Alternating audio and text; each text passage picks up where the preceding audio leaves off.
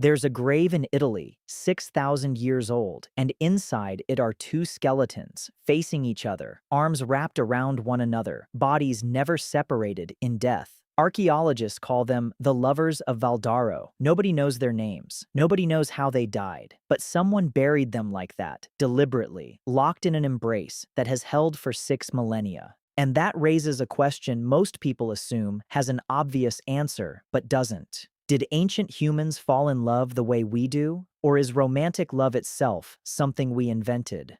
For a long time, the assumption among researchers was straightforward. Love, real love, the kind with longing and heartbreak and obsession, was a modern luxury. Early humans, the story went, paired up for practical reasons: survival, child rearing, division of labor. Passion was for people with the free time to afford it. That assumption turned out to be almost entirely backward. In 1992, anthropologists William Jankowiak and Edward Fisher conducted a study that changed the field. They examined ethnographic records from 166 cultures around the world, societies with no contact with each other, no shared history, no exposure to Western media or literature. Their question was simple: does romantic love, the kind involving intense attraction, longing, and preoccupation with a specific person, appear in these cultures? Their finding: romantic love was present in at least 147 of the 166 societies studied, roughly 90%. It wasn't a Western invention. It wasn't a product of leisure or literature. It showed up almost everywhere humans have ever been studied, which strongly suggests it isn't cultural at all. It's biological. So if love is ancient, older than agriculture, older than writing, older possibly than language itself, what did it actually look like for the people who felt it 50,000 years ago, with no poetry, no love songs, no word for the feeling at all? Let's start with the body, because the body doesn't lie, and it doesn't care what century it's in. Neuroscientist Helen Fisher spent decades scanning the brains of people who described themselves as intensely, newly in love. What she found was startling in its consistency. The brain regions activated during early romantic love, the ventral tegmental area, the caudate nucleus, are part of the dopamine reward system, the same circuitry activated by cocaine. Fisher described romantic love not as an emotion, but as a drive, closer to hunger or thirst than to happiness or sadness. It is a biological system built to make you fixate relentlessly on one specific person to the point of obsession. This system did not evolve in the last few centuries. It evolved because it worked, because pair bonding, at least temporarily, kept two parents invested in each other long enough to raise a child that couldn't survive alone. Which means that skeleton in Italy, arms locked around another body for 6,000 years, wasn't a poetic accident. It may have been dopamine, the same chemical flooding your brain right now if you're thinking about someone.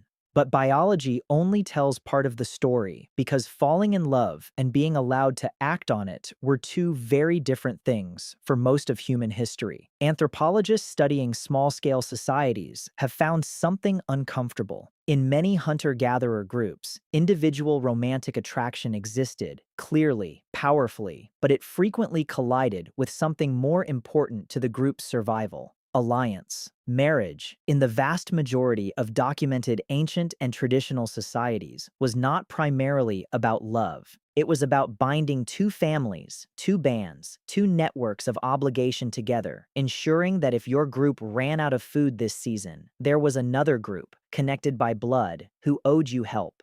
Falling in love with the wrong person, someone from a hostile band, someone already promised elsewhere, wasn't just personally painful. It could be genuinely dangerous, both to the individuals and to the fragile web of alliances that kept everyone alive. This tension, desire against obligation, shows up across nearly every ancient civilization we have records for, and it produced something almost universal. Forbidden love became one of humanity's oldest stories because it was one of humanity's oldest real problems. In ancient Mesopotamia, we have one of the earliest surviving love poems in human history, inscribed on a clay tablet dating to around 2000 BCE, part of a sacred marriage ritual between a king and a priestess representing the goddess Inanna. Even here, in one of the oldest pieces of writing that exists, love is entangled with power, ritual, and political necessity. The personal feeling and the political function were never fully separated.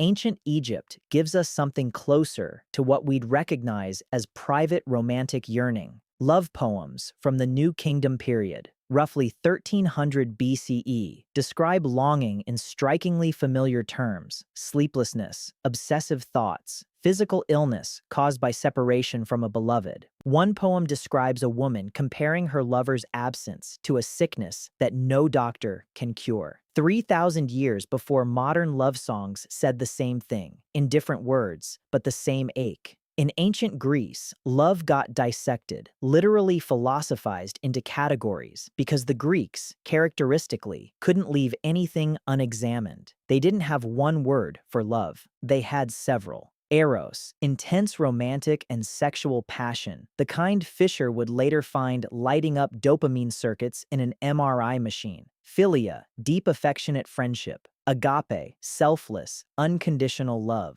Plato, in his Symposium, has one character propose that humans were originally combined beings, split in two by the gods, and that love is the lifelong search for your other half, an idea so resonant that it's still quoted at weddings 2,400 years later, usually by people who have no idea it originated as a slightly absurd myth in a philosophical dinner party dialogue. Rome added something colder and more legal to the picture. Roman marriage, particularly among the elite, was overwhelmingly a contract, a mechanism for consolidating property, political alliance, and family lineage. And yet, even Rome couldn't suppress the other thing. The poet Catullus, writing in the 1st century BCE, produced some of the most viscerally passionate love poetry in the ancient world, describing a relationship with a woman he calls Lesbia in language of obsession, jealousy, and heartbreak that reads as though it could have been written last year. Love, apparently, kept refusing to stay inside its assigned legal box. Then came a shift that historians still debate the origins of. In medieval Europe, particularly in the courts of southern France in the 12th century, something called courtly love emerged, an elaborate, ritualized code where a knight would express devoted, often unconsummated passion for a noblewoman, frequently one already married to someone else. It was performative, stylized, sometimes closer to a social game than a genuine relationship. But it did something culturally significant. It took romantic longing, previously treated as either a private ache or a dangerous disruption, and turned it into art, into troubadour songs, into the entire foundation of what would eventually become Western romantic literature. The idea that love itself, the yearning, the suffering, the devotion, was worthy of celebration on its own, independent of marriage or practicality, starts crystallizing here.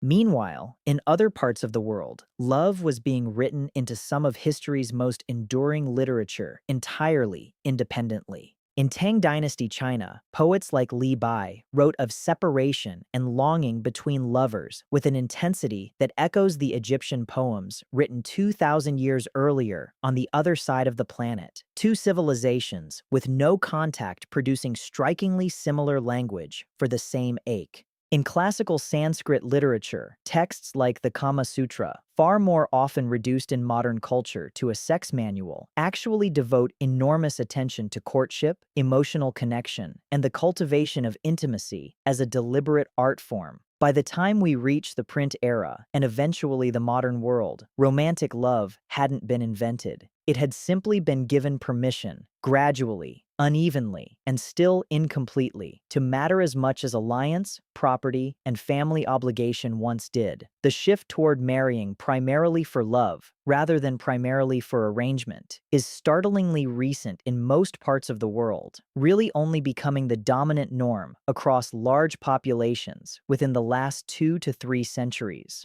So here's where this leaves us. That couple in the grave in Italy, locked together for 6,000 years, weren't unusual because they loved each other. Jankowiak and Fisher's research suggests love like theirs was almost certainly common, wired into the species long before anyone thought to write a poem about it. What was unusual, what actually changed across those 6,000 years, wasn't the feeling. It was whether the world around them let that feeling win. We still carry both halves of that ancient tension.